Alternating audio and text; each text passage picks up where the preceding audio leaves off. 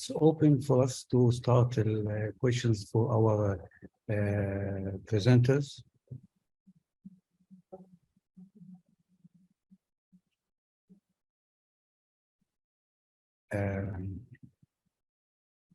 First, thank you all for your amazing presentations. I'm just going to ask Nema, have you supported us with the link of your presentation, because I couldn't find it? Have you uploaded it in any platform or something? No, I just used PowerPoint. I designed it by myself. Okay, may you please support us with a link for your presentation? Sorry, I didn't understand. Can you ask it again? Yes, there was an Excel form, Excel sheet that every presenter supported us with a link for the presentation. Yes, sorry. Yeah, I'm uploading it there. Yes, yeah, you're right. Okay, thank you. You're welcome. Dr. Amak, I can't find the raised hand on my screen, but can I ask a question to start the discussion? Please unmute yourself, Dr. Ayman. Actually, from reactions in the menu down. Yeah. Okay. Reactions, and you can use yes. raise hand. Yes. You can start. Okay. Okay, great. So I want to ask Asena about maybe she mentioned about the role of heritage and the virtual architecture, and although she mentioned at the end of her presentation about the lack of complexity or details in the buildings that were modeled. So here, this kind of methodology, which explores the spatial awareness of the user experience in the heritage spaces, I think it's very essential to model, the lack of visual richness of the heritage space, which is tend to be the expectation of the user, seeing the ornaments, the stone that give the mosque this value. I think it's very important to maybe try to continue your research and experience those, not only concerned about the geometrical features of the architecture. So this is my comment or question. You're totally right. I totally agree, and I can talk about on behalf of my co-writers, I think, in this case. Actually, we are now working on this, enlarging the scope by not only adding those details, because those things are really problematic in Turkey. Actually, if we went there and take all these photos without permission, it was, of course, possible to use them, but we didn't want to go with that way, and we enlarged the scope of the research. And now, not only by adding the details and ornaments, and also not only texture based, by also modeling every little detail we can get, but also comparing it with the real experience. And also, actually, we are now in a period that we're trying to find someone who has never been in Süleymaniye, because it's quite hard. So what we want to do next is just take this kind of people who've never been in a place. It shouldn't have to be Süleymaniye Mosque, but take them to a place at first, and then experience it with VR, but not only VR, because I think you are already familiar with the technology. We used Oculus, but now we want to use the ones with eye trackers. So not only the mapping, not only the words, because the language can affect it, the pronunciation and everything, the personality can affect what they say. So we also want to map their eye movements to track this memorability, to track this perception. So now we are working in these kind of combinations and try to get data out of them. But thank you for your comment, and I totally agree with you. But it was a quite simple way just to look for the geometry and elements. Okay, thank you. Do we have any Dr. Amona? Yes. Okay, my question is for Nema again. Okay, but you mentioned that you have related between the image of the city, right, and the metaverse experience you did. May you please clarify how did you transform these points into the metaverse? How could you relate these points and the perception of the city, image of the city, in transforming it virtually in the immersive world? Okay. This game is based on New York City, and they built it, but they deleted some parts of the city. For example, as I mentioned, in some streets, they deleted some of the buildings, or they deleted some of the streets, or they merged some of the streets together.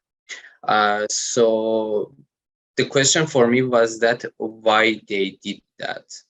Is it just because of efficiency, time efficiency or cost efficiency, or anything else? Then I figured out with these techniques, they try to make for example, perspective, more longer perspectives, and the scenes attract the users, and based on those, they design their techniques.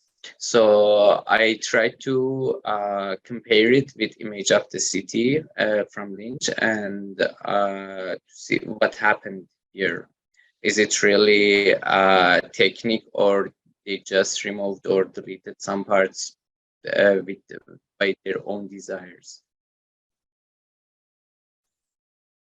Was it enough, or do you have any other? Okay. Have you thought about legibility, for example? Sorry, I didn't hear you. Legibility in image of the city, as mentioned, given Lynch, there was a term called legibility. Yes. No, just for the nodes and patches, for this research, for this stage, I just used nodes and patches, and not the other aspects of the image of the city. And I searched on forums of this.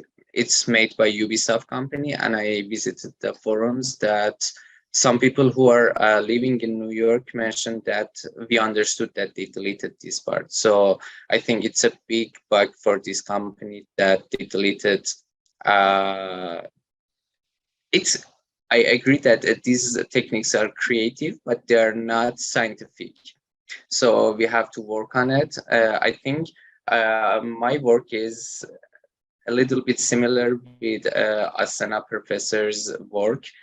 Not their scales are not same, but I think we can merge them together to see which part of a city should stay in the game, and delete which part of the city. Or about the buildings also, I last year I worked on research related to the place identity.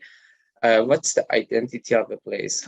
How I understand, for example, I worked on our campus, Tashkishla campus, to see, do most of the people know Tashkishla with the trees, or with the facade, or with the with trees that we have in the courtyard, or with what?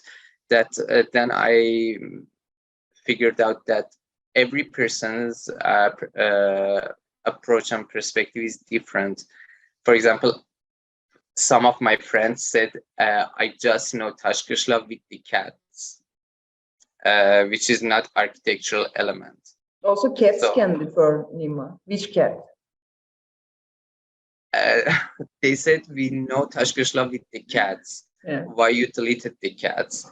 Cats were one of the important elements for those people. So I want to continue this research to see which which architectural elements are important and should be stay in the metaverses. Interesting. Thank you. Thank you. Actually, Nima was one of our respondents, and he also counted everything in the second 1 minute session. Maybe I can ask him, why did you count everything after 10 minutes? Like Maybe they say when someone's telling you that you only have 1 minute in a place, and why did you start counting everything just immediately?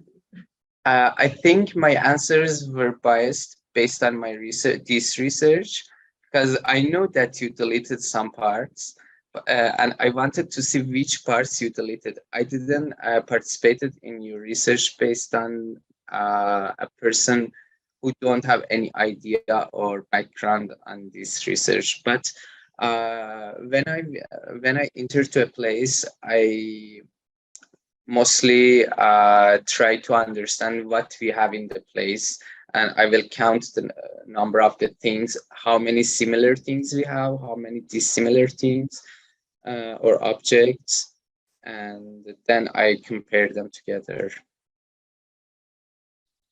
I think it's totally personal based on the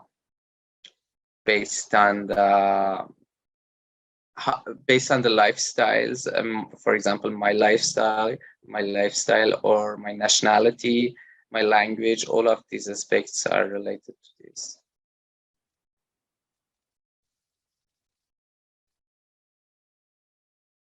Okay. I may ask a question, and Yes, maybe yes. to Ravan, if I'm pronouncing it right, if she's here, or I think. Hi, Ravan. Perfect presentation. Thank you. Actually, for Ravan and Nima's points, I just want to say that we feel you and we stand with you. So I just want to mention it. It's a personal thing. And I just watched your presentation with the chills, and it's Ravan, I'm just talking to you. And it is the first time actually I've ever seen such an, how can I say, I cannot find the right word, but I can say honorable way to use VR, and also with covering everyone, starting from children and focusing with different ages. And I think it's a very long way to get to everyone. So for further studies, what are the plans? What are the 2-year plans, 5-year plans? Do you have anything in your mind for those kind of research, to expand this research to get to much more people as much as possible?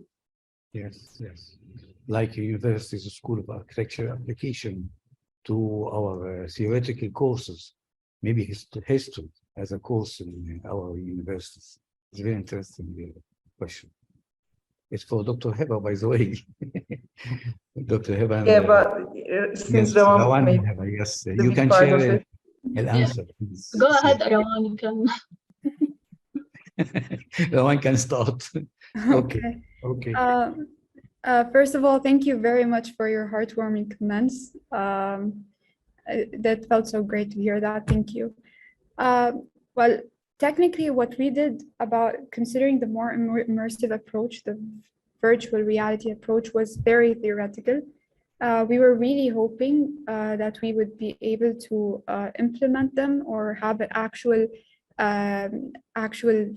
data on the results. Though we have data on how physical models did affect children, but we don't have data on how VR could affect children in teaching history. We hope in the future that, in my opinion, of course, I'm sure Dr. Debbieh has more to add about this. We hope in the future that we could actually implement this and see where we can go with using virtual reality in order to develop the system in Lebanon, because our system has been stuck the same way for many years, since the 1990s.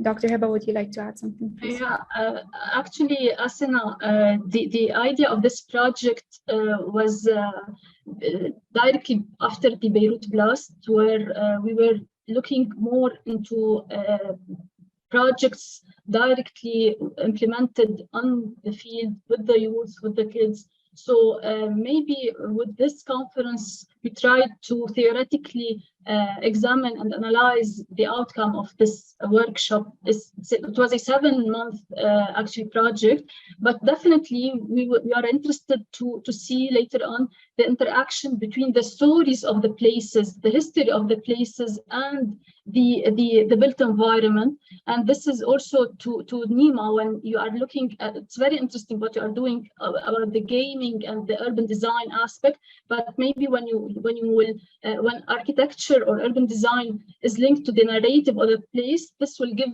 another value, I think. So this is actually what you concluded of, we are not machines, we are human.